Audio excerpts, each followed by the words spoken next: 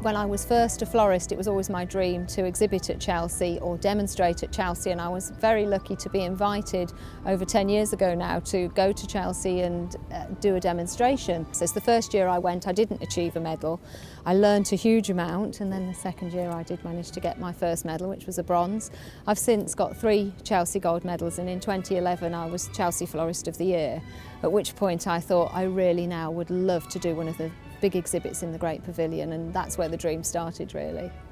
When I'd first moved to Leamington, and I was orienteering around Leamington, and I kept passing this fantastic florist shop which absolutely awestruck me, which was Sarah Horne's Florist. And with my husband, I dragged him past the shop, and he happened to notice that on the door there was a poster advertising a flower school. Next morning I rang up first thing as soon as the shop opened, and they had a space, and that is actually how I first met Sarah Horne. And then she started to tell me about her garden design and previous competitions and how it's her dream to take her garden to Chelsea. But she was thinking more in terms of a garden outdoors. And she said, it's my dream, I really want to do it. So I just flippantly said, let's do it together. Why don't we do one in the Great Pavilion together? And Sarah and I got together one evening and started just talking about our plans of what we would do if we did go to Chelsea. And it was quite spooky how similar the ideas we had were. At which point we all talked about how would we get it off the ground? Would we look for one big sponsor? Could we do it as a community venture? And at that point we then decided to present it to the bid board. When Sarah and Debbie first approached us and told us about the idea, the board of directors and I were absolutely bowled over by it, to be honest. I think the board nearly fell off all their chairs with excitement. The drawings that the girls had done, the way they presented it, were just beautiful, and they absolutely captured the essence of the town. And the board loved it, and Steph's excitement just infused and bubbled over, and we've just taken it from there.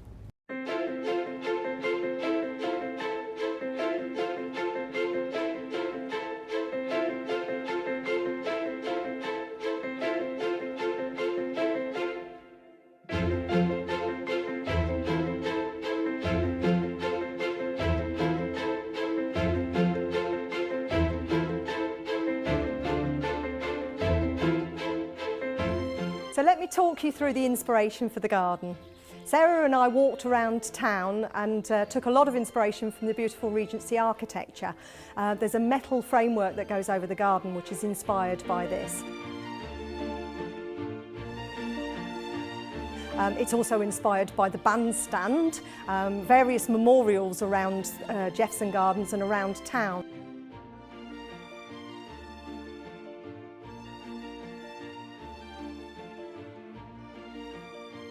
There's various different areas in the gardens.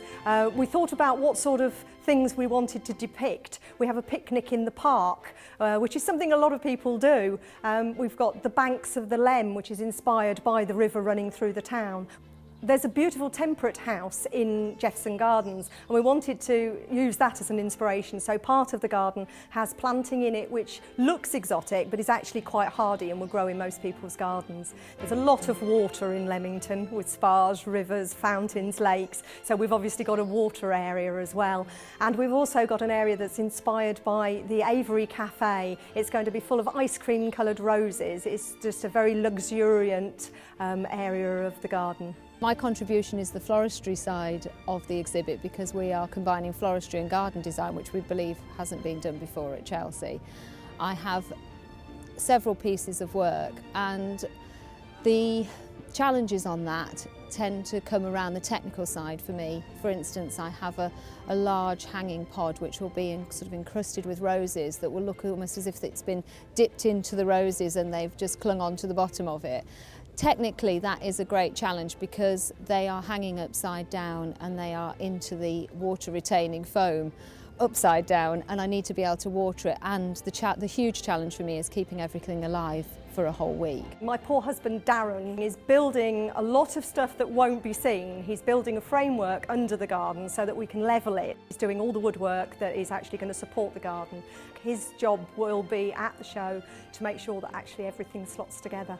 We've got lots of great people involved. On the floristry side, Morton Moral College, they've got their floristry students, both the second and third year, involved. We've got the third years making some mossed, little mossed twirls that are going to go into the Love on the Lake table, and then some of the students will come along as well and help. So here we are, 2 weeks off Chelsea. Lots of preparation has already gone into it before a fresh flower touches it. This one is the hothouse pod. Clive's made the beautiful pod for us. We've woven it with vines. I've got this lovely vine here that I've made, which has got bark, which in fact was collected locally, so not so tropical, but it has that lovely tropical look. And that's going to have plants sitting on it. That's going to be placed in. These are actually perspex, so when that's all peeled off, that's the glass bit of the glass house. This is the fresh tillandsia moss, which is going to be woven in also. Lovely tropical material. And then we're going to have lots more of those tubes going in, which I'm working on at the moment, to put these in, so we can add orchid heads all the way around it with these beautiful plants hanging inside it. They'll be absolutely stunning. This one is probably the biggest challenge for me on the floristry side, the indulgence pod, we've called it, indulgence at the Aviary Cafe. But my side of it started out with a bunch of wires like that and making a wire framework like this, which was then shaped and made in the shape to cover the whole pod, with the idea then being that we weave the Spanish moss through it, and then Amy from SK here, her company, have kindly sponsored this pod, and she's actually been working on it with me right the way through, getting this all woven. And then we need to be able to water it very regularly to keep all these lovely roses alive for a week at Chelsea. Here we've got our prepared banks of the River Leam pod. I love this one, it's so natural, and I love the technique that we've used in it as well. We started off with the same sort of mesh. The wire mesh is then woven with birch, silver birch. But when Clive made this pod for me, he put on this lovely detail, so that's in with the metalwork, all this lovely kind of vines. We want it to look really natural, so the one thing I didn't want to do is cover that up. But I needed to just make sure it wasn't too dominant, so I've put little accents of moss around it. And then actually going around the town and by the riverbank, I've collected these larch twigs with the little larch cones on, and then other assorted twigs that have got lichen growing on them, which I just think are gorgeous. It's such a nice texture. Then we'll put this big tray in there and cover that in moss, so it looks really wild and natural. Our beautiful arbour structure was made by Clive Sanderson. He owns a company, Charles Branson Design, and it is just, for us, one of the most fabulous parts of the exhibit. He's provided a very unique interpretation of the Regency ironwork that we find right throughout Leamington Spa. And today we've been preparing it by painting it actually, and it needs 4 coats. So we're very lucky, lots of people in the town have donated things to the project, and the paint for the arbour was actually donated by Farron Ball, and it's a beautiful pavilion grey colour, which I think is going to just look absolutely beautiful, and set the planting off and all the other parts of the exhibit off beautifully once we get down to Chelsea.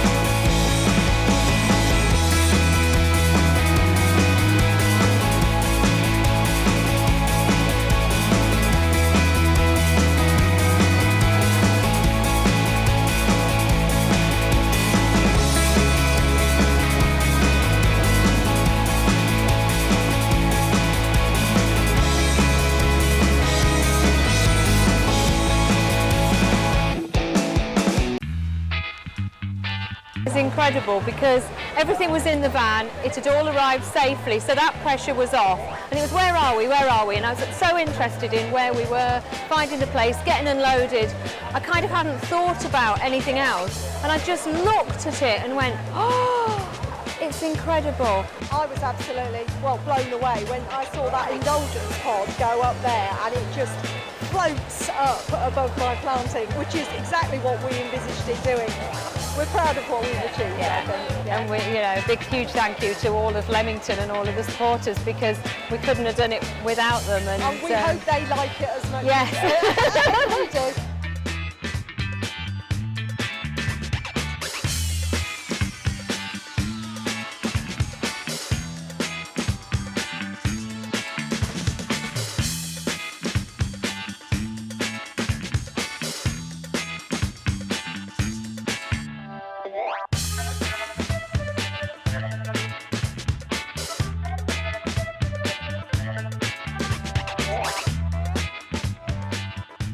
I think for me, I was captured by a Chamber of Commerce event when Steph gave a presentation there, and yeah, I mean, it just the idea that we were going to create this garden that was going to encompass all the different parts of Leamington. Leamington's such a diverse town.